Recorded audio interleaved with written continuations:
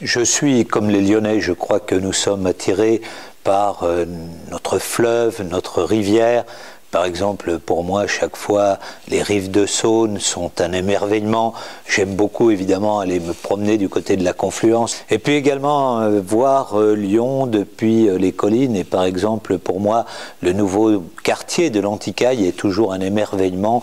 On a une vue sur Lyon, quand par exemple, le soleil se couche à l'ouest, qui est tout à fait extraordinaire. Lorsque on a un beau soleil à Lyon, il y a véritablement une luminosité du ciel extraordinaire avec des reflets qui se font sur les toitures, avec ces nuances d'ocre, de jaune de nos maisons. Et donc c'est un spectacle, je crois, qu'on ne voit pas beaucoup dans d'autres villes. L'hôtel de ville, c'est le monument que je souhaite faire visiter à toutes celles et à tous ceux qui découvrent Lyon.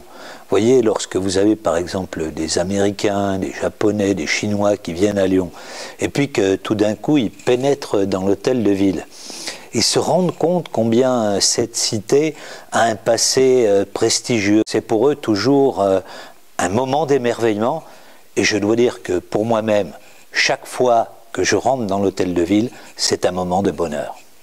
Je rencontre souvent des gens qui sont partis un temps de Lyon, puis qui reviennent, et qui me disent « Monsieur le maire, cette ville, notre ville, qu'est-ce qu'elle a changé ?»